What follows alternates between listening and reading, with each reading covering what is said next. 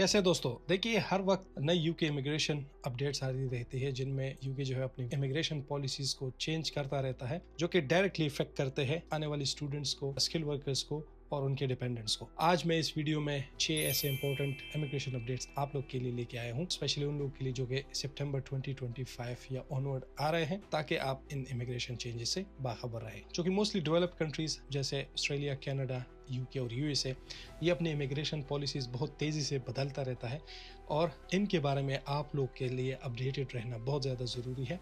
और इनके लिए यहाँ के यूट्यूब चैनल्स हेल्प करते हैं, इनमें से एक मेरा भी है। तो अगर आप चैनल को सब्सक्राइब करेंगे तो इस तरह की लेटेस्ट इमिग्रेशन अपडेट्स आपको फ़ौरन मिलती रहेंगी। तो प्लीज़ चैनल को ज़रूर सब्सक्राइब करें। सो विदाउट एनी डिले चलिए इन 6 पॉइंट्स पे बात करते हैं। सबसे पहले बात करते हैं पोस्ट स्टडी वर्क वीज़ा या पीएसडब्ल्यू या ग्रेजुएट वीज़ा भी इनको कहते हैं। इस पे मैंने पहले भी डिटेल से वीडियो बनाई थी जिसमें मैंने पीएसडब्ल्यू का मेंशन किया था कि जो 22 जुलाई को इमिग्रेशन अपडेट्स हो रही है, इसमें पीएसडब्ल्यू जो 2 इयर्स का है वो 2 साल का ही रहेगा, वो 18 मंथ्स के लिए चेंज नहीं होगा। वही हुआ कि जो सितंबर इनटेक के लिए स्टूडेंट्स आ रहे हैं, दे सर्वाइव्ड दिस चेंज और लकीली उनके लिए पोस्ट स्टडी वर्क वीज़ा 2 साल का ही रहेगा। ये प्रपोजल तो गया था डेफिनेटली कि इसको 18 मंथ्स का किया जाए, लेकिन फिलहाल उस प्रपोजल पे अमल नहीं किया गया है। तो आने वाले स्टूडेंट्स जो है उनको 2 साल का पीएसडब्ल्यू ही मिलेगा। इसके लिए डेफिनेटली दो रिक्वायरमेंट्स होती है।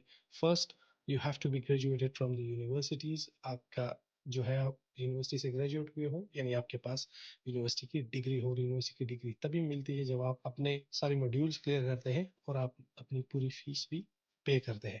और सेकेंडली इंपॉर्टेंट चीज़ जो पीएसडब्ल्यू के लिए होती है वो ये होती है कि you have to apply from within the UK. यानी अगर आपने डिग्री कंप्लीट की और आप यूके से निकल गए और आप वापस नहीं आए हैं, तो आप किसी और कंट्री से, किसी थर्ड कंट्री से आप अप्लाई नहीं कर सकते। You have to be inside the UK if you want to apply for PSW. Number second policy जो चेंज हुई है वो है skill worker visa threshold level. यानी अगर आप यूके आना चाहते हैं स्किल वर्कर वीजा पे या वर्क परमिट पे, तो पहले जो है वो 38,700 मिनिमम आपकी सैलरी होनी चाहिए थी। यानी आपके एम्प्लॉयर या आपकी कंपनी, जिस कंपनी में आप अप्लाई करना चाहते हैं, उनके लिए ये रूल था कि वो आपको 38,700 पाउंड पर ईयर की सैलरी पे करेंगे, जो कि अब बढ़ के 41,700 हो गई है, यानी 3,000 पाउंड से बढ़ गई है। And definitely it is a huge amount. Already मैंने बताया था कि यहाँ पे जो ग्रेजुएट्स होते हैं नॉर्मली उनके लिए इवन 26,000 पाउंड वाली जॉब सिक्योर करना भी बहुत मुश्किल होता है।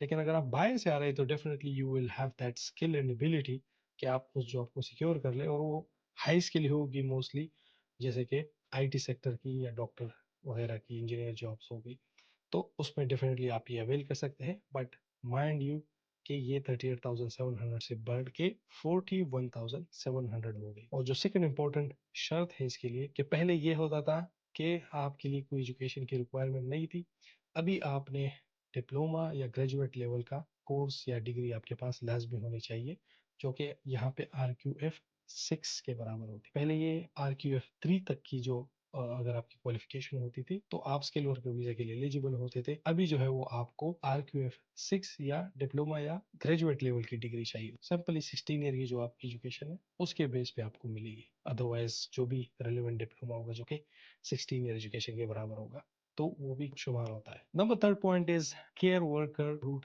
क्लोजर। आपको तो पता ही होगा कि केयर वर्कर वीजास यहाँ पे धड़ाधड़ बिक रहे थे। बहुत ज्यादा केयर वर्कर्स आए हैं बाहर से, बहुत ज्यादा केयर वर्कर्स यहाँ पे जो स्टूडेंट्स थे, जो कि मेरे भी पेरेंट्स थे, उन्होंने यूनिवर्सिटी छोड़ के केयर वर्कर वीजा में स्विच हो गए थे। कुछ तो फ्रीली हो गए थे, फिर यहाँ पे जब बिजनेस स्टार्ट हुआ तो लोग पैसों पे भी खरीदने लगे। कुछ को जेन्युइन काम मिला तो वो अब भी लगी हुए, कुछ ने सिर्फ वीजा दिए, काम नहीं दिया, तो अब वो पिछता रहे हैं। वहां पे भी 2 साल पहले मुझे याद है कि मैं मिन्नतें कर रहा था सबकी कि मत खरीदे मत खरीदे। वहां से भी इवन मेरे जानने वाले भी कॉल करके पूछते थे कि हमें 70 और 80 लाख की केयर वर्कर वीजा मिल रहा है, हम क्या करें। तो मैंने उनको कहा कि ठीक है आप आ सकते हैं, लेकिन आपको यहाँ पे काम नहीं मिलेगा और बाद में इसकी गारंटी भी नहीं है, क्योंकि एक गलत तरीके से जब आप आते हैं डेफिनेटली तो उसका अंजाम यहाँ पे गलत होता ही है, और बहुत रेयरली ऐसा होगा कि आप इससे बच जाए। तो वो लोग जो है वो यहाँ पे मुश्किल में फंस गए थे, लेकिन उनके लिए अब ट्रांजिशन पीरियड उनको दिया गया है कि अगर तो ऐसे लोग हैं जो कि वो इस तरह की केयर वीजा पे आए थे और अभी जो है उनके पास जॉब नहीं है, तो they can find their jobs in respective field और वो उसमें स्विच हो सकते हैं। अब मसला ये है कि लोग साल भर इधर हो गए, उनके पास एक्सपीरियंस, रियल एक्सपीरियंस नहीं हुआ, तो वो कैसे जॉब्स के लिए अप्लाई करेंगे? जिन्होंने जॉब किया होगा और उनका वीज़ा रिवोक हुआ होगा, वो तो definitely they will find somewhere else, कोई ऐसी जॉब उनको मिलेगी जिसमें वो स्विच हो जाएंगे और उनको लिए ये रूल्स भी अप्लाई नहीं होंगे। बट रिमेंबर कि केयर वर्कर रूट जो है वो ओवरसीज रिक्रूटमेंट के लिए बंद हो चुकी है, बाहर से आप केयर वीजा पे नहीं आ सकते। नंबर थर्ड पॉलिसी जो है वो ILR indefinite leave to remain के लिए है, जिसको आम अल्फाज में PR या परमानेंट रेजिडेंस भी कहते हैं। जैसे कि आपको पता है कि यूके में अगर आप स्किल वर्कर वीजा पे हैं तो 5 साल बाद आप ILR के लिए एलिजिबल होते हैं, आप ILR के लिए अप्लाई कर सकते हैं। इसके लिए एक प्रपोजल आया हुआ है कि ये ILR 5 से 10 साल का किया जाए। लकीली जो 22 जुलाई है इसमें ये रूल लागू नहीं हुआ, तो वो लोग जो कि स्किल वर्कर वीजा पे है या आ रहे हैं तो दे हैव सर्वाइव्ड। आने वाले फ्यूचर में क्या होगा we still don't know.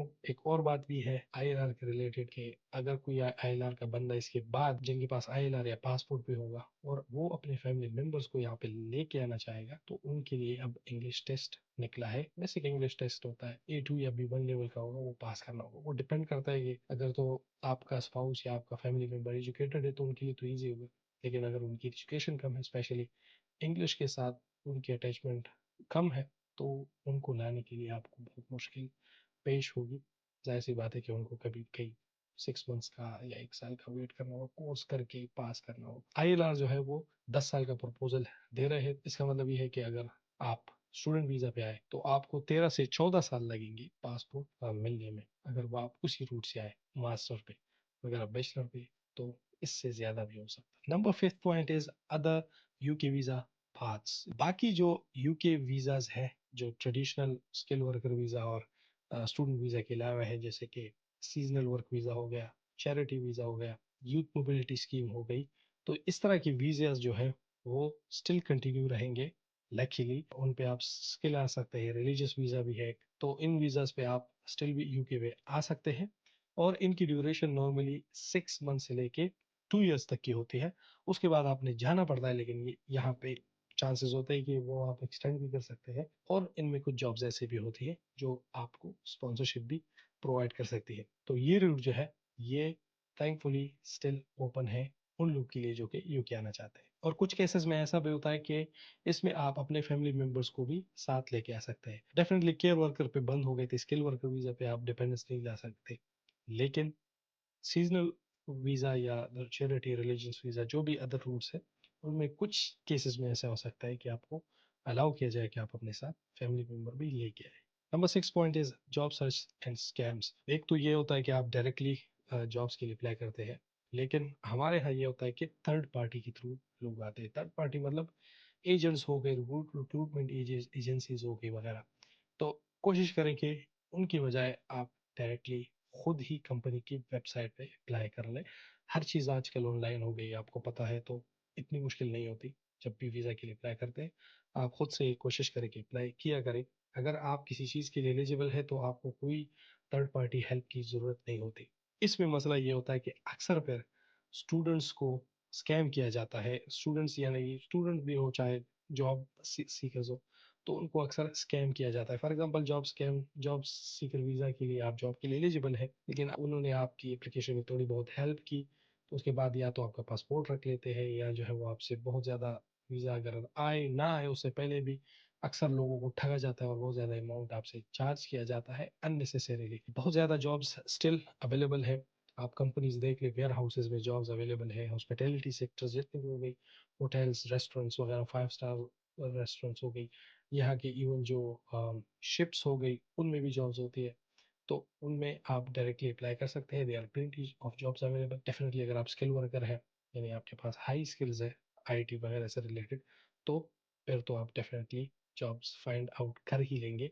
Avoid third party help या avoid going to agent for all kinds of jobs. और अक्सर इनमें ऐसी जॉब्स भी होती है कि आप टेम्परली आ जाते हैं, लेकिन आपको शायद इसमें स्पॉन्सरशिप भी मिल जाए। तो आई होप ये लेटेस्ट इंपॉर्टेंट अपडेट्स आपको पसंद आई होगी। प्लीज़ लाइक ज़रूर करें, चैनल को सब्सक्राइब करें इसी तरह की लेटेस्ट अपडेट्स के लिए। And I will see you in the next video. Take care, good bye.